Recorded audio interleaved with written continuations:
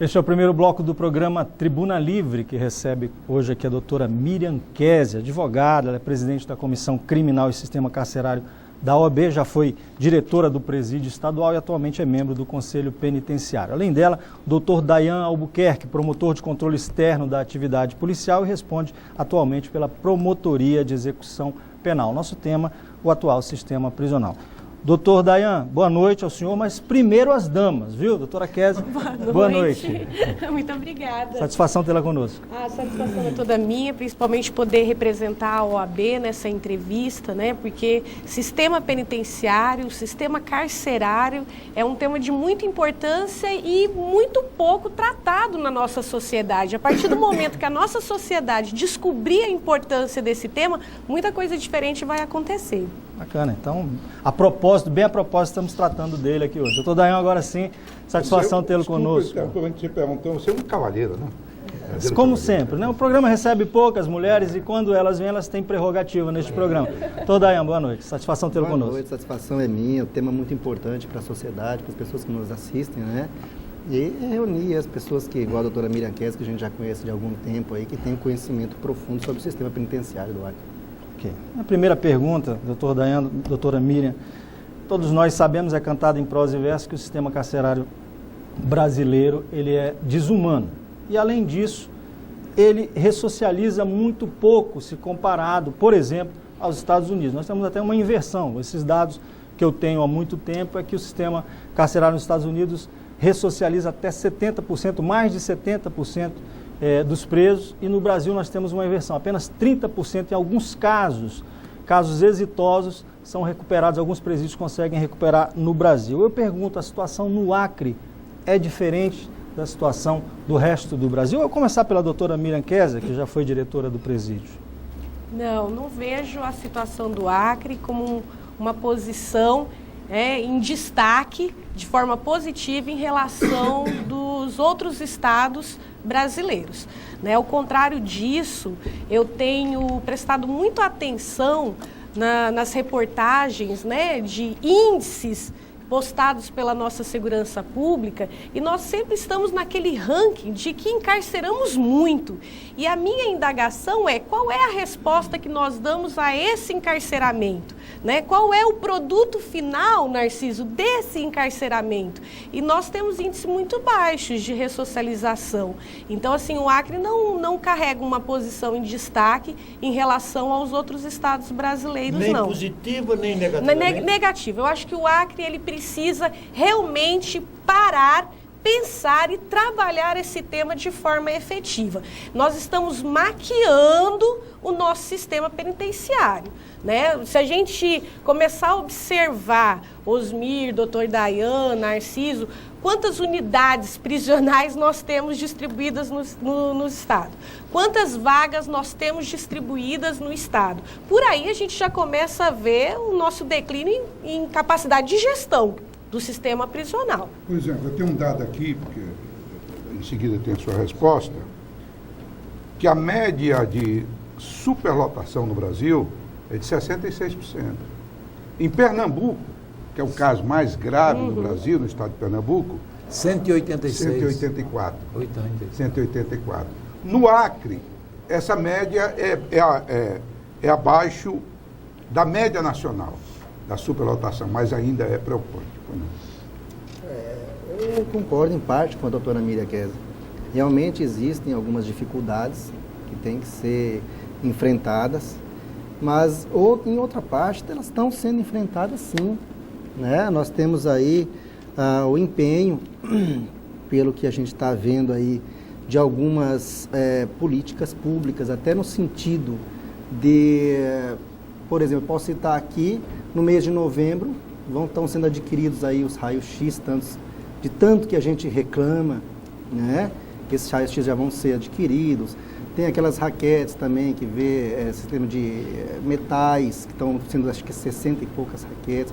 Enfim, estão sendo tomadas algumas medidas. Tem as tornozeleiras eletrônicas agora que estão entrando aí, já foi adotado, inclusive, pela juíza da execução penal, Os presos agora já estão sendo monitorados eletronicamente, o que eu acho que é muito viável. Você hoje um preso num regime, um reeducando, num regime semiaberto, como que funcionava? Ele saía para trabalhar, juntava uma carta de emprego, Narciso, Osmir, que muitas vezes não era verdade, né? Juntava uma carta de emprego, ele estava trabalhando em tal lugar e ficava o dia inteiro solto, você não sabia aonde esse reeducando estava, e à noite ele voltava para dormir. Ele poderia, inclusive índices grandes de pessoas que estão no semiaberto, que praticam crimes, né, durante o dia que você não sabe onde é que estão. Se eles estão no regime, no sistema de monitoramento eletrônico, eu tenho controle dele.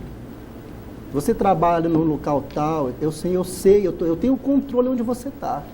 Se você não tiver... Não investe mais nesse... Está investindo, tem, acho que, salvo engano, 1.700 tornozeleiros eletrônicos ainda que estão sendo... monitorados. Não é tudo isso, tem essa quantidade, mas não estamos chegando ainda, não chegamos a esse patamar ainda. Então eu sei onde ele está de dia, eu sei que ele está, se ele está trabalhando, eu tenho a carta de emprego aqui, então ele tem que estar no emprego dele ali. E à noite, onde que ele vai estar? Ele tem que estar na casa dele. E outra, a melhor forma de você ressocializar um reeducando é como? Ele com a família, ele com o filho, ele com a mãe, com o pai, com a esposa, né?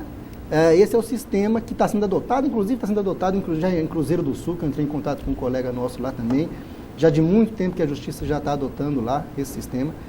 Na minha visão, é um sistema melhor do que o sistema que estava sendo feito. Me diga uma coisa, doutor Daniel. Você acha que a audiência de custódia, ela também poderá contribuir para diminuir um pouco mais essa superlotação? Muito, muito.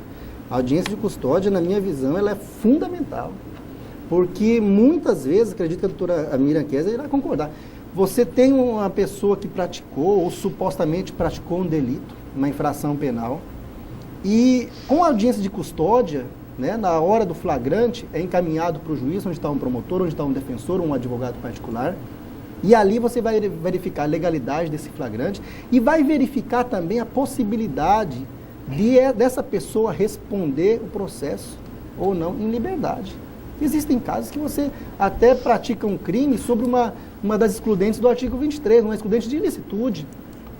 Por exemplo, em legítima defesa, o que o delegado não achou que não era, né? E você vendo ali, falou, bom, vamos responder em liberdade essa pessoa aqui.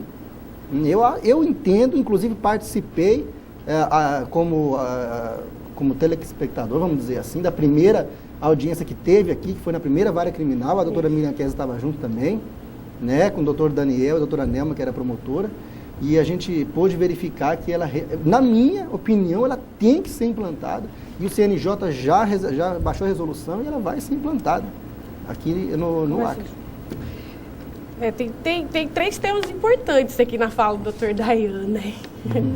O primeiro é a questão dos equipamentos. Eu fico, assim, muito feliz em saber, ontem numa conversa com o diretor de planejamento do IAPEM, né, o Aberson, que eu acredito que foi uma aquisição muito boa para o IAPEM, porque ele tem um dinamismo de trabalho, a gente falava a respeito dos equipamentos, mas já era a hora, doutor Dayan, ou já havia passado a hora, porque nós estamos falando de um presídio que agora vai receber o seu equipamento de raio-x. Nós estamos falando de um presídio que está pleiteando raquetes. Raquetes é aquele equipamento que passa pelo corpo para poder... Então, assim, já era a hora, né? A gente, claro, fica até muito... Até para evitar os vexames das mulheres e tal. Isso mesmo. Porque, inclusive, agora nós não temos mais. Né? Desculpa, 34 banquetas, né? As mulheres aí, elas não vão ter mais esse sistema vexatório, né? De agachamento. Exatamente, agachamento e tal, que a gente sabe que não é um sistema adequado. Eu vou ver se o Osmir deixa eu fazer uma pergunta aqui, porque senão não deixa não, sabia? E depois a gente vai falar da audiência de custódia, que eu acho que é um tema importantíssimo. Doutora Kessia e doutor Dayan. Dos anos 2000 a 2010, estatisticamente, o sistema prisional brasileiro passou de 300 mil para 600 mil presos. O Brasil hoje possui a quarta maior população carcerária do mundo. Perde para a China, Rússia e Estados Unidos. Só que o crescimento dessa população carcerária no Brasil hoje é maior do que nesses outros países. Então, tudo indica que já já nós vamos caminhar para o primeiro lugar. Aí, por outro lado, diz que o Brasil é o país da impunidade. Não há uma contradição com tanto preso e ainda se pregando que a impunidade do Brasil? Essa pergunta eu gostaria de saber da doutora Kessia, que vive mais nesse ambiente. Quer dizer, Olha, eu acho que a questão da impunidade no Brasil, ela é uma questão cultural. Quando a gente estuda a palavra impunidade no campo do direito, a forma com que ela é aplicada, nós vamos levar, inclusive, para a utilização do jeitinho brasileiro, que, inclusive, já teve um autor americano que escreveu a respeito do jeitinho brasileiro, que afeta diretamente no campo da impunidade. Né? A gente tem essa expressão culturalmente, mas eu acredito que hoje, num país, e o doutor Dayan pode me ajudar com esses dados, que nós falamos por volta de 140 milhões de processos, que a cada 5 segundos uma nova ação é ajuizada, eu acho que esses índices é que nos dá a sensação da impunidade. Né? Eu tenho visto até alguma coisa assim um pouco contrária a esse tema da impunidade. O Poder Judiciário, o Ministério Público tem trabalhado de forma muito atuante.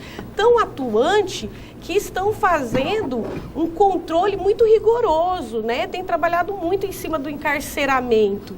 Né? Então eu acho que nós não somos o país da impunidade. Talvez nós erramos um pouco na forma com que nós trabalhamos, né? Mas, na verdade, nós estamos encarcerando muito, sim. E eu acredito que nós vamos começar a pular esses rankings aí, entendeu? A gente vai sair do 4º lugar em pouco tempo, se a gente continuar nesse ritmo. Narciso, eu respondo perguntando. Você já foi do Legislativo. Será que essa impunidade não estaria na nossa legislação? Será que a nossa legislação, uns falam que deve, não, eu sou contra o direito penal simbólico que chamam, né? Quando o Congresso vai, acontece um evento, igual aconteceu, salvo engano, em Fortaleza, que virou a Lei Maria da Penha, né? E aí vai o Congresso e pá! Cria a lei. Esse é o direito penal simbólico, né? Aí cria a lei, Lei Maria da Penha, perfeito. Mas a gente vê, o nosso sistema é um sistema progressivo de pena. De repente uma pessoa tira a vida de outra pessoa e passa há poucos anos e os familiares da vítima já vê aquela pessoa andando. É progressivo, está no fechado, depois ele vai passar para o semiaberto. Né? Se ele tirou a vida ainda, se não foi um homicídio qualificado, o semiaberto dele é mais rápido ainda. Né? Não é hediondo. Então, dá essa sensação de impunidade. Outra sensação de impunidade que a gente vê, a gente estava acompanhando aí a Operação Lava Jato, né? O juiz Sérgio Moro, né? Só que a gente vê alguns fatos que ocorrem, né? Que a gente que não conhece o processo, dá a entender que tem alguma coisa querendo que tornar, vamos dizer assim, impune determinado fato. Onde não deveria ser assim. Errou em pagar, principalmente na área da corrupção. Principalmente, que é a área que é onde entra em voga. Você vê poucos, assim, várias pessoas, todos os dias são assassinadas no Brasil. Mas e aí, pouco é divulgado. Agora, quando é uma corrupção desse nível aí é a mídia inteira em cima disso daí. Eu queria voltar para um outro lado. Qual é o sentido da prisão? É penalizar alguém que cometeu o crime. E os presídios é de tentar ressocializá-lo para devolver à sociedade um cidadão menos mal. Menos mal. O que está acontecendo hoje no sistema brasileiro? São cadeias medievais, superlotadas, formadores de criminosos. Na palavra do ministro da Justiça, que ele é quem disse Exatamente. que as prisões brasileiras E foram transformadas em verdadeiras escolas do crime. eu visitei presídio, por exemplo, no Rio de Janeiro. em condições adversas, tive que visitar. Eu não consegui entrar, eu me emocionei de ver a condição subhumana que eu não colocaria, Narciso, um animal naquelas condições. Eram presos numa cela pequena, onde fazia o rodízio para dormir. Sim, sim. Metade dormia porque não tinha espaço. Não lhe é dado o mínimo de garantia. Quer dizer, o preso é penalizado 2 vezes no Brasil. 2 vezes. Por ter cometido o crime e por estar numa prisão inadequada. E o poder público, Narciso, no Brasil de uma forma geral, não se preocupa em fazer investimentos. Enquanto ele cria 2.000 novas celas, são presos mais 70 mil pessoas. Essa situação é que tem que ser... As pessoas responsáveis, o Poder Judiciário, o Ministério Público, a sociedade organizada, precisa discutir, porque, Narciso, eu não sei o futuro desse país. Se nós temos 645 mil presos no Brasil, nós vamos devolver 645 presos mais perigosos ainda. Precisa haver uma discussão séria, parece que ninguém está interessado nisso, e é sobre isso que eu queria ouvir os dois. Eu acho que a questão da prisão, inclusive eu falava isso hoje numa conversa na delegacia, ela nunca foi assim um tema de interesse, né? A gente percebe que sistema penitenciário não é um tema de interesse ao lado das outras pastas, como saúde, educação. Então as pessoas esquecem da importância disso. Eu concordo com as prisões no Brasil, elas são desumanas, mas a história da prisão no mundo, ela também relata isso. Né? Se a gente vai estudar a história das prisões no mundo, nós vamos ver que isso já aconteceu na Europa, que aconteceu nos Estados Unidos, na Itália. Todos os países, eles têm sim uma história muito macabra em relação à prisão. Passado, né? Uma história do passado. Mas alguns países ainda mantêm, né? Ainda mantém. E também, como o Brasil, ainda mantém. A história do passado, mas mantém. Não mantém. Né? Mas mantém. Então, assim, o que a gente tem percebido em relação a isso? Quando o senhor diz, porque é uma fábrica, né? O ministro veio e disse é uma fábrica de produção de criminosos. Nós temos toda essa evolução no Brasil de que, a partir da década de 90, tudo isso potencializou com a chegada das facções criminosas dentro do sistema. Sim. Né? Com a chegada das facções criminosas, isso ainda potencializou muito mais, muito mais. O Brasil está sendo levado a cortes internacionais para discutir, entendeu? A falta de humanidade no nosso sistema carcerário. Nós já tivemos, Osmir, pedido de extradição negado com base no sistema desumano prisional brasileiro. E não poderia receber um ser humano. Um ser humano. Então, assim, o tema... Ele é... E com um detalhe, viu, doutora? Me permita ali, me intrometer na sua conversa, e identificado que ele iria para a melhor prisão do Brasil. O que nós temos de melhor. O que nós temos de melhor. Ponto demais do Brasil para o exterior. E aí, quando a gente fala de impunidade, da visão que a família tem, olha, aí eu concordo com o doutor Dayan. Quando a nossa lei, que é a nossa garantia jurídica, a nossa segurança jurídica é a lei. Ela diz, o sistema é fechado, é semiaberto e aberto. Aí a gente vai lá, vamos se dedicar à doutrina. O que é sistema fechado? O que é regime prisional semiaberto? No nosso caso, o nosso preso ele pula essa fase. O monitoramento é muito bom, mas ele está pulando essa fase. Então, a gente precisa entender por que a sociedade ela se sente muitas vezes nessa situação de impunidade. Porque aquele preso que trabalha na rua e dorme à noite, qual sistema que é? Semiaberto. O aberto. Por quê? Porque ele deveria estar em colônia penal agrícola. O semiaberto, ele deveria estar em sistema, em prisões onde seria industrializada, tivesse o trabalho lá dentro. Aí é muito comum, Narciso, o preso ele faz a conta só do 1/6, do 2/5 e do 3/5. Por quê? Porque ele sabe que passou esse cálculo, ele está na rua. Ele está na rua. Aí, então, chega o momento da gente questionar.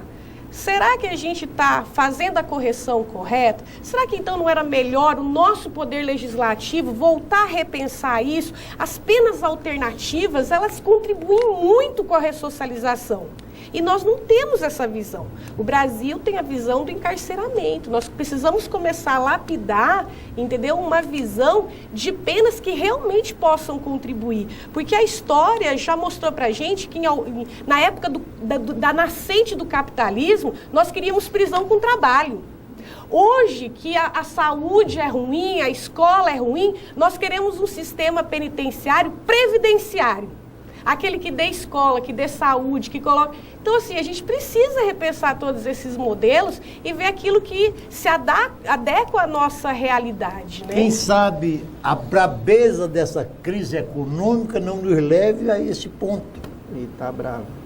Por quê? O que é que acontece, doutora? Quando, falando sobre a qualidade das nossas prisões, eu me lembro que quando o Cacciola fugiu do Brasil, aquele crime financeiro dele, que foi mostrado, que ele apresentou-se numa prisão em Mônaco, aqui para mim é um hotel 5 estrelas, né? Sem dúvida, sem dúvida. Só de ter aquele clima, né? Nós vamos fazer um breve intervalo comercial, daqui a pouquinho nós voltamos. Por favor, não saia daí.